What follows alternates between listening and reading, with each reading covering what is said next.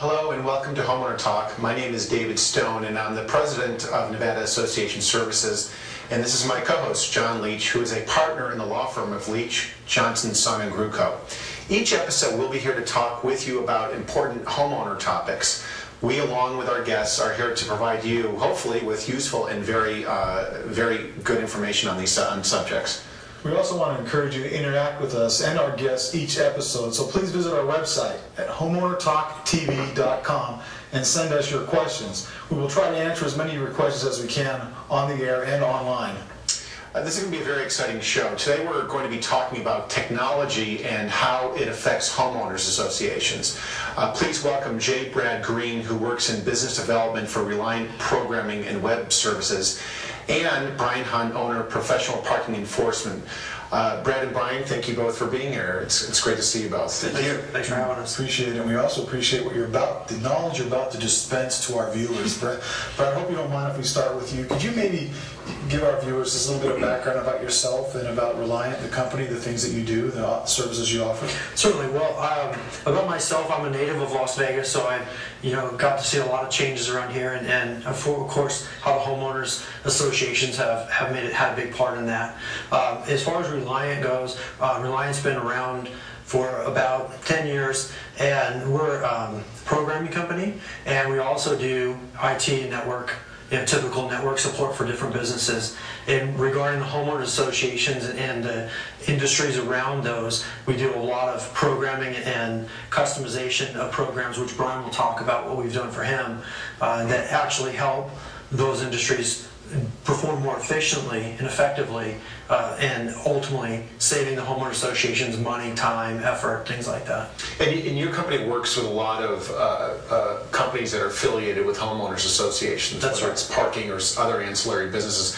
What sets Reliant apart from other companies that try to get in the door to do technology work for HOA affiliated companies? Well, I think one thing that sets Reliant apart from the competition, specifically regarding the HOAs, is the fact that Reliant has been working with a company called GetDocsNow.com, which is affiliated with the HOA industry, and Reliant's been working with them for about 8 years now, and so we really are invested in the HOA industry, and we've also have Brian.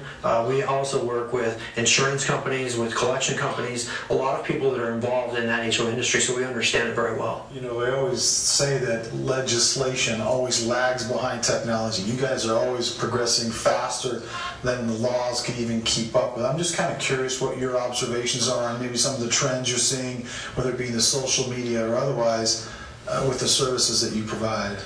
Well, as far as the law goes, since we are invested in the HOA industry, we are familiar with the laws as they're changing. We all know the legislature just ended and made some few changes, so we're always staying ahead of that. Regarding, I'm sorry, the second part. So just, do you see any trends that are going on? The trends. How HOAs can maybe be more efficient, or they're seeing the need to have more technology, because you guys, like I said, the progress in technology. Social media, things of that nature. Okay. One thing that we're seeing with social media, Facebook, MySpace, things like that, it's interesting because a lot of people are getting involved in those type of things as an individual. As when we look at the communities and property managers, they're a little bit reluctant. Typically, they're, I think, afraid that it's going to become a negative sounding board or something like that.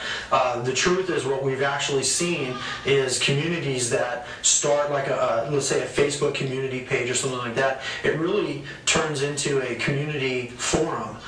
It's too hot here for us to sit out on the porch and talk like we used to, or like the old days we see people on the porch communicating.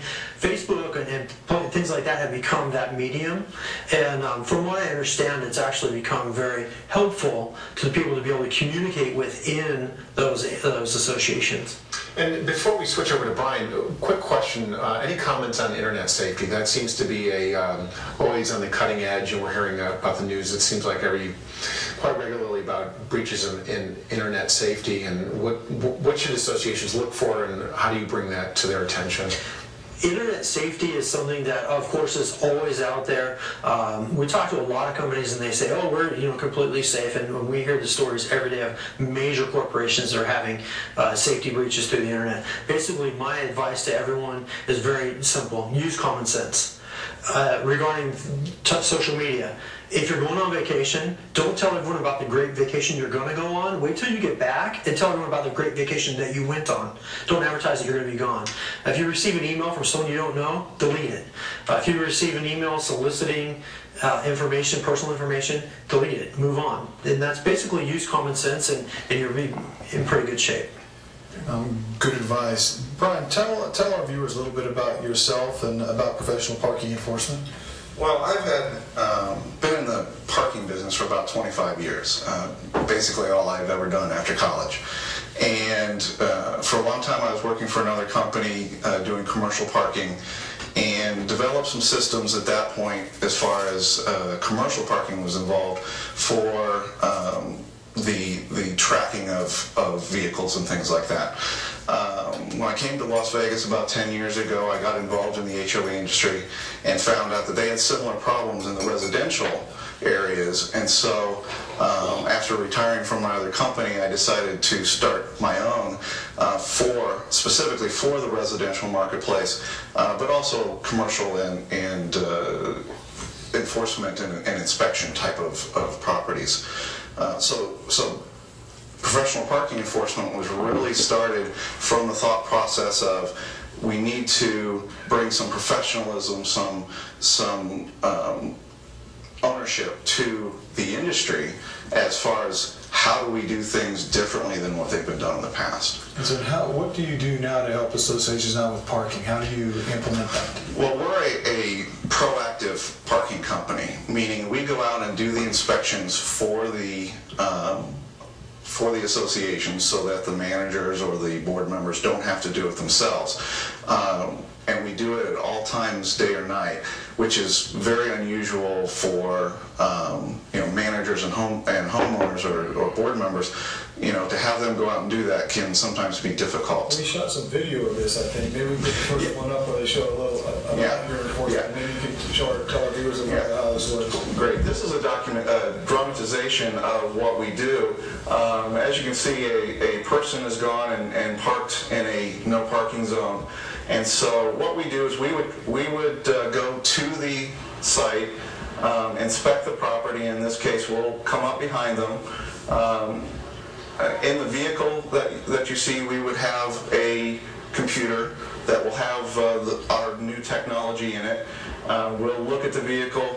If it's in violation, we'll then go ahead and put a violation notice on the car. That violation notice is a communication to those people to let them know this is what's going on and this is what they can do to fix the problem. We'll take all the documentation as far as the taking of the picture, and then if they continue to violate, and in this dramatization, if this person had been doing this for several times, we'll go ahead and put a wheel boot on the vehicle or call in for a tow. And in that way, that helps the association enforce the rules that they set forth in the industry. Now this is our Viper system. As you can see in the vehicle itself, we have computers in each vehicle which are linked to a server that Reliant provides, and it has all the documentation about everything we've ever seen on our properties.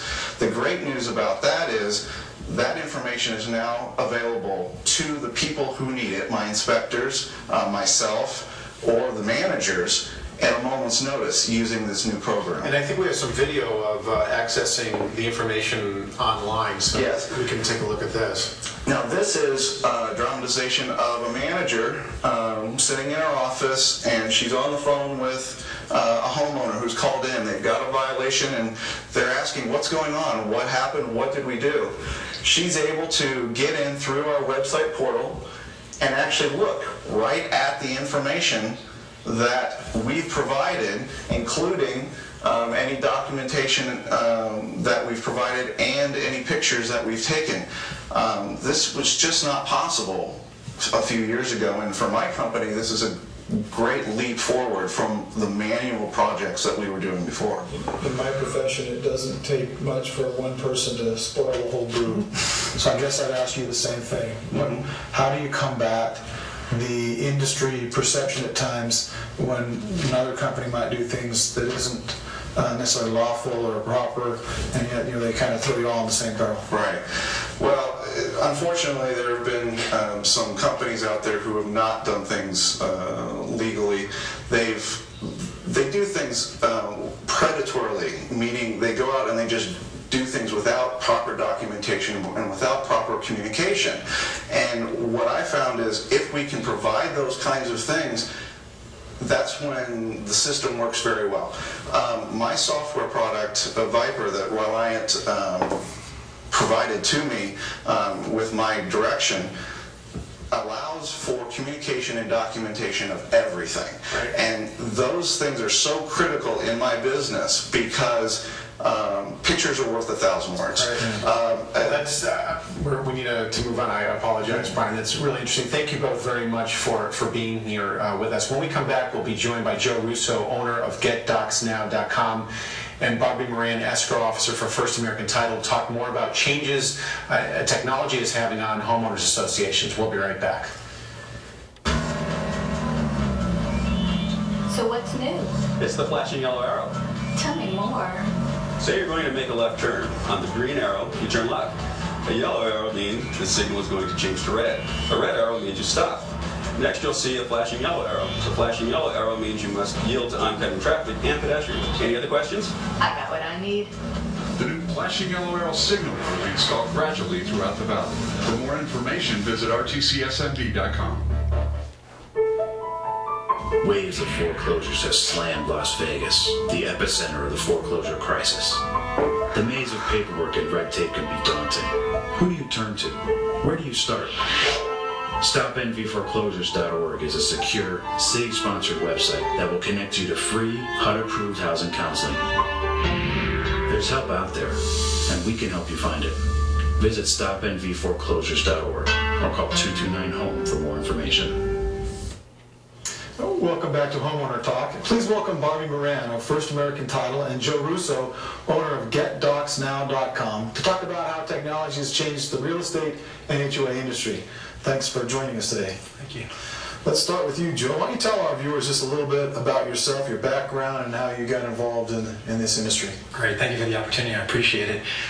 Been in real estate for 25 years, about 15 years in Maryland, 10 years, last 10 years here in town, broker of my own company, and just delivering documents across town as agents when we're doing the business is really inefficient. So one day, about 10 years ago, my ex-partner and I came up with an idea for GetDocsNow, and we pursued making it. And how did you get this? So your experience in the real estate industry was you were doing the real estate side, the sales or whatnot, and so you had to have the documents to close, and we get to talk to Barbie about that in a minute. But in your experience was how do we get it done quicker so that sales are not jeopardized? Or if we're in our car going to pick up documents, go to the bank, get a cashier's check, which was required for us to get the documents, and then take time to bring them to our client, the best thing to do is maybe make that an online process. So that's where the thought came from, saving time. And the same thing whittles down to what we do now, which is really save people time, and time equals money. And so effectively we help people's bottom line by helping them streamline their back-end processes through GetDocsNow. And you're in a number of states, correct? You're not just Across the country. Yeah. Okay. Well, that's exciting. So again, so for our viewers, those that are either on boards or management, work in management, your service are to help get those documents out quicker. That's kind of your slogan. Use it, at the documents at the speed of that. Yep. And you just log online to GetDocsNow.com, and then you search for the homeowners association that you need the documents for. You use your credit card, and that's pretty much it. It all gets emailed out. And if you pay by credit card, you get your documents immediately. If it goes through a title company where they may be able to pay by check, it takes a little longer, but well within the legal time limit.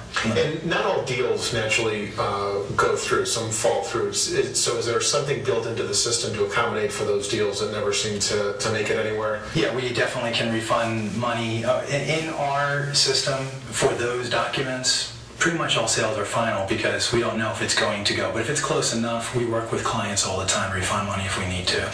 And may I ask, at least for in Nevada, how many associations are online with you, if that's something you care to share? I find it to be Probably about 20% of the market right now. well. It seems that everyone would want to have their. 4,000 of them in town, so that's a good, That's a huge 800 associations. So that's huge number awesome. of those. We just finished the legislative session. The legislature every 2 years meets and they change sometimes the requirements of what documents need to be provided for resale and how much you can charge for documents. That keeps changing all the time.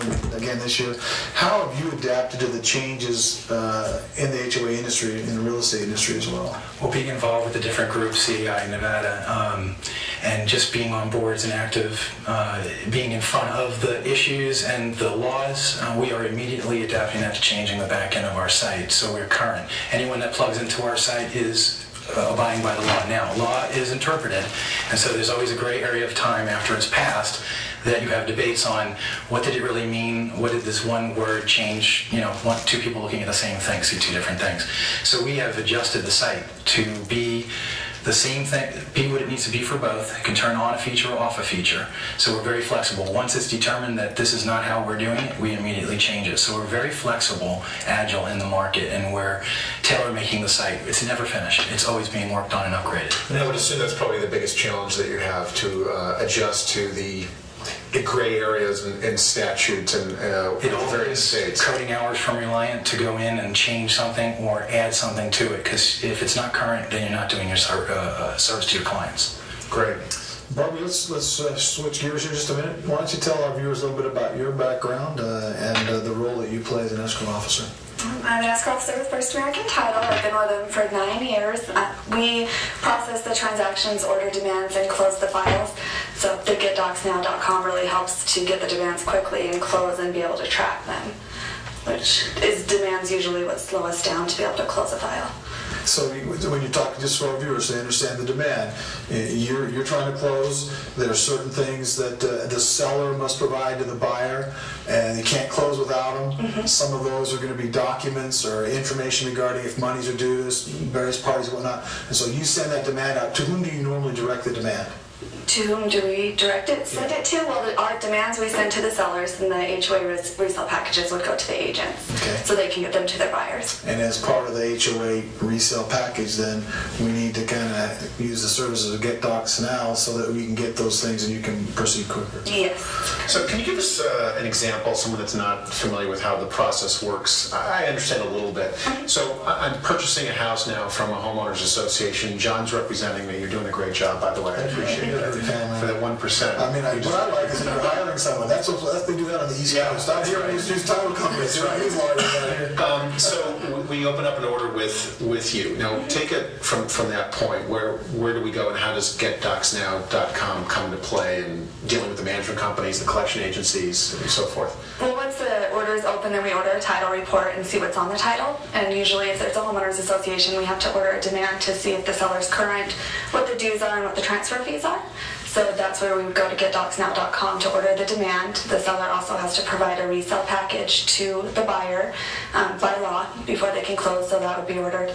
And for closing, we pay everything current, and that's when we Property get the taxes amounts from and the sewer, property taxes. anything else, any lids or any sort of county expenses, that's all paid at the closing? Yes. So your experience has been that by being able to access, can you do that yourself? I can go online and order them myself, and I'll get a code that I can give to the agent to pay the upfront fee, and that way I can track it directly. When we're just faxing demands to companies, we have no way of tracking to make sure that they received it, if it's being processed, so it makes it a lot easier. Silence is golden. They send that demand out there and they're wondering what black hole it fell into. So again, so the portion of the transaction requires the documents. You can do that yourself. Expedites the process completely. You don't have to wait on anybody. You're not expecting somebody else who's maybe on vacation, doesn't see the request for days. You get that part done quickly. Yes. And have you found that that's been helpful in your industry as far as actually being able to close and to satisfy the buyer's out? Definitely, because we can close quicker, and if we don't get the demand right away, or if something were to come up, we can track it and let them know what's going on and give them a time frame. So it makes it a lot easier, and they feel a lot more comfortable knowing that we have a time frame. So, being in the foreclosure business that I am, having my finger on the pulse of the real estate business, people are always asking me, so what's going on with the real estate industry? So I'll ask you just real quickly, I mean, what's the trend that you're seeing now as far as are deals happening? Are numbers up? Are they down? Are deals falling out? Short sales? I mean, what do you Short see sales out are there? definitely up. They're starting to close. The banks are approving them a lot quicker now, so the short sales are becoming more of a trend. We still have a lot of bank-owned properties, but... And is that short still a sales huge are- chunk of the business, the REO or bank-owned properties? Yes. Those are still a majority. I think at one point there were about 50 or 60% of all of the transactions were bank-owned properties or properties in foreclosure, so you're still seeing that. Yeah, still a lot of bank-owned, but the short sales are starting to actually close and quicker. Are you finding any conflict between the lenders and the HOAs with the short sales? No, they've been paying the delinquent if there is delinquent on them, and it haven't been an issue at all. So, Joe, you mind just coming back? In your experience, because you've been in the industry as an agent, now you're doing the documents. Kind of put a bow around all this. How do you see the technology working today? And are there things that we can do better? What can we in the industry do better to either facilitate the transaction or again to make our clients happier? What do you see? We can always do things better, and that's what we strive to do, always try to improve. If it ain't broke, we break it, and we're trying to make it better because our competitor will do it if we don't. Being in the technology field with Reliant, it keeps us cutting edge on programming languages, projects that are in the now. We're doing apps now. We do smartphone apps. So we're trying to figure a way to apply smartphone apps to the industry that I'm heavily in, which is the community management associations and the homeowners associations. So community managers will be thrilled to know that on a Sunday they can whip out their smartphone and start playing with their apps to get the demands going through. They're going to really appreciate that. They pick up weekends. No, but I think the thing again that's most important is because the laws give us a certain amount of time within which to do things, and sometimes that's really not convenient for the parties that are in the transaction. And associations tend to, you have to do a resale package within a certain period of time, and sometimes that'll sit. And lawfully it can sit, but in reality, when you can do so many things without involving a third party, it's got to be a positive. And in the last 5 years, what have you seen on the escrow title side of things, escrow as far as technology goes, or changes in the industry, other than it's slowing down for a period of time anyway? It What have you is, seen?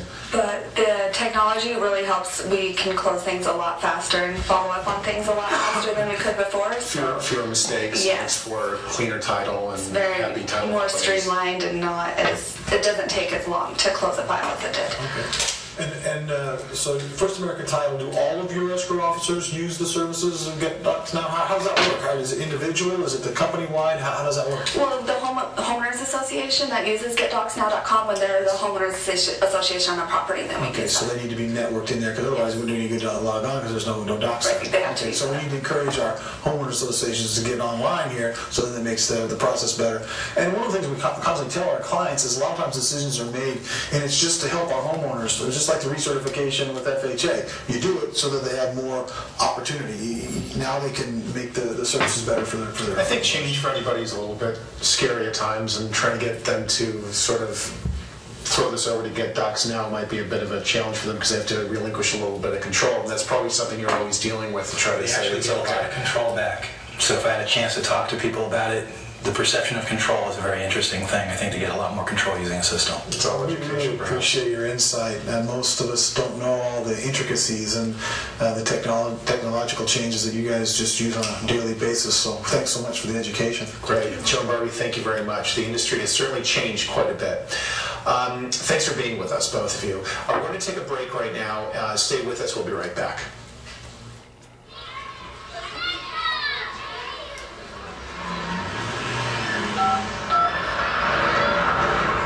Come on, guys. You know better than that. You just had to check that text, didn't you? Bet you didn't even notice you were driving into a school zone where a kid could step right in front of your car at any moment.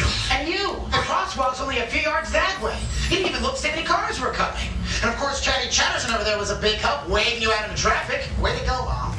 And now here we are on the brink of disaster, all because nobody bothered to pay attention. Wow, that was a very close call. Too bad I'm not real.